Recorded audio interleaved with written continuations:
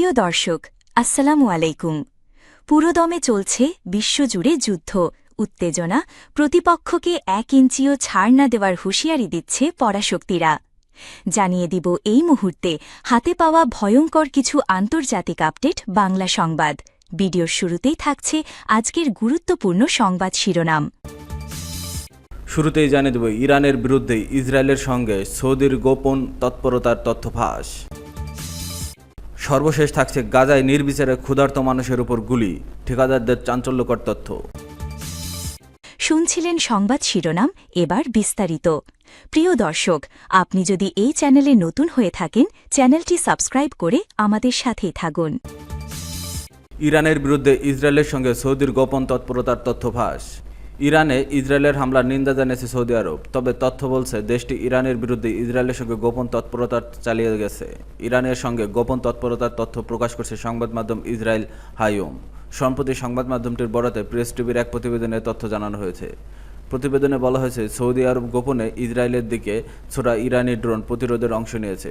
12 দিনব্যাপী ইরান ইসরায়েলের যুদ্ধের সময় ইরান থেকে ছোড়া বহু ড্রোন ইরাক ও জর্ডানের আকাশসীমা পেরিয়ে ইসরায়েলের দিকে এগিয়ে যাচ্ছিল। তবে সৌদির বিমান বাহিনী হেলিকপ্টার পাঠিয়ে এসব ড্রোনকে আকাশেই ধ্বংস করে দিয়েছে, ফলে এসব ইসরায়েল পর্যন্ত পৌঁছাতে পারেনি। রিয়াদ আনুষ্ঠানিকভাবে এই প্রতিরোধে জড়িত থাকার বিষয়টি স্বীকার করেনি, বরং তারা ইরানের বিরুদ্ধে ইসরায়েলের আগ্রাসনের জন্য নিন্দা জানিয়েছিল। এর আগে রিয়াদের শীর্ষ কর্মকর্তারা জোর দিয়ে বলেছিল, ইরানের ভূখণ্ডে আক্রমণাত্মক কোনো হামলার জন্য সৌদির আকাশসীমা খোলা হবে না। প্রতিবেদনে বলা হয়েছে, ইরান ইসরায়েলের মধ্যকার এই যুদ্ধে সৌদি আরব ছাড়াও জর্ডান, যুক্তরাষ্ট্র, ব্রিটেন ও ফ্রান্স সহযোগিতা করছে। পুরো অপারেশনটি পরিচালনা করছে মার্কিন সেন্ট্রাল কমান্ড তথ্য সেন্টকম। সংস্থাটির কমান্ডার জেনারেল মাইক কুরিলা অভিযানে যুক্তরাষ্ট্র, ইসরায়েল ও ইউরোপীয় সামরিক বাহিনীর মধ্যে সমন্বয় করেছে। প্রেস টাইম জানিয়েছে, জর্ডান ইতিমধ্যে প্রকাশ্যে ড্রোন প্রতিহত করার তথ্য স্বীকার করেছে। ফ্রান্স বলেছে, তারা জর্ডান নিজেদের স্বার্থ রক্ষার জন্য এই অভিযানে অংশ নিয়েছে, তবে তারা ইসরায়েলের নাম এড়িয়ে গেছে। উল্লেখ্য, গত 13 জুন ইসরায়েলে ইরানে সরাসরি ও উস্কানিমূলক হামলা চালায়। এতে ইরানের উচ্চ পর্যায়ের সামরিক কর্মকর্তা, পারমাণবিক বিজ্ঞানী এবং সাধারণ নাগরিক নিহত হন। এর প্রায় 1 সপ্তাহ পর যুক্তরাষ্ট্র ইরানের 3টি পরমাণু স্থাপনায় বোমা হামলা চালিয়ে যুদ্ধে প্রবেশ করে।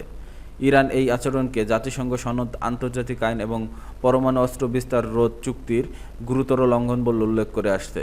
এসব হামলার জবাবে ইরানি সশস্ত্র বাহিনী ইসরায়েলের অধিকৃত অঞ্চলে বিভিন্ন কৌশলগত স্থাপনা এবং কাতারে অবস্থিত যুক্তরাষ্ট্রের আল উইদের সামরিক ঘাঁটিতে পাল্টা হামলা চালায়। এরপর দুই দেশের মধ্যে 24 জুন যুদ্ধবিরতির ঘোষণা দেন। নিজের সামাজিক যোগাযোগ মাধ্যম ট্রুথ সোশ্যালের শেয়ার করা এক পোস্টে ট্রাম্প বলেন, ইরান ও ইসরায়েলের একটি সম্পূর্ণ যুদ্ধবিরতির চূড়ান্তভাবে সম্মত হয়েছে। প্রাথমিকভাবে এই যুদ্ধবিরতি 12 ঘন্টা ধরে চলবে। এরপরে যুদ্ধকে সমাপ্ত হিসেবে ঘোষণা করা হবে। ট্রাম্প আরও বলেন, প্রথমে ইরান যুদ্ধবিরতি করবে, পরে 12 ঘন্টা পর ইসরায়েলও আনুষ্ঠানিকভাবে এতে যোগ দেবে। মোট 24 ঘন্টা পর এই 12 দিনের যুদ্ধ বিশ্বব্যাপী সমাপ্ত হিসেবে স্বীকৃতি পাবে। তিনি লেখেন, যুদ্ধবিরতির সময় দুপক্ষই শান্তিপূর্ণ ও সম্মানজনক আচরণ বজায় রাখবে।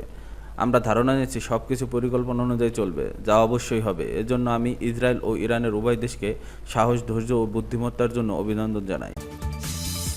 গাজায় নির্বিচারে ক্ষুধার্ত মানুষের উপর গুলি, ঠিকাদারদের চাঞ্চল্যকর তথ্য। গাজায় নির্বিচারে ত্রাণ প্রত্যাশীদের গুলি করছে ইসরায়েল ও যুক্তরাষ্ট্র সমর্থিত ত্রাণ বিতরণ কেন্দ্রের কর্মীরা। কোনো রকম হুমকি সৃষ্টি না করলেও তাদের একের পর এক গুলিতে ঝাঁঝরা করে দেওয়া হচ্ছে। নির্বিচারে ফিলিস্তিনের উপর গুলি চালানোর বিষয়ে চাঞ্চল্যকর তথ্য দিয়েছেন সাবেক এক ঠিকাদার। শুক্রবার 4 জুলাই বিবিসির এক প্রতিবেদনে তথ্য তুলে ধরা হয়েছে। প্রতিবেদনে বলা হয়েছে, গাজায় বিতর্কিত ইসরায়েল মার্কিন সমর্থিত সহায়তা কেন্দ্র পরিচালনাকারী গাজা হিউম্যানিটেরিয়ান ফাউন্ডেশন এক সাবেক নিরাপত্তা ঠিকাদার বলেন, তিনি নিজ চোখে দেখেছেন কীভাবে সহকর্মীরা নিরীহ ক্ষুধার্ত ফিলিস্তিনিদের উপর বারবার গুলি চালিয়েছে।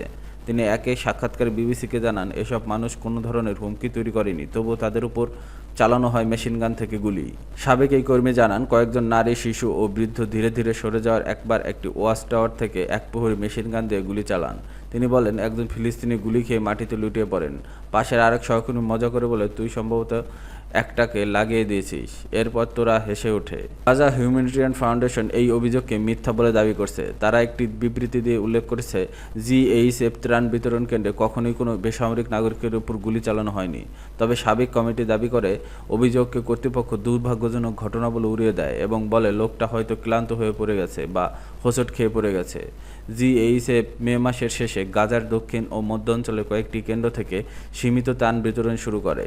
এর আগে ইসরায়েল ইসরায়েল 11 সপ্তাহ ধরে গাজায় সম্পূর্ণ অবরোধ আরোপ করে, যার ফলে কোনো খাদ্য সেখানে প্রবেশ করতে পারেনি। সংস্থাটির দাবি, অভিযোগকারী ব্যক্তি একজন অসন্তুষ্ট সাবেক কর্মী।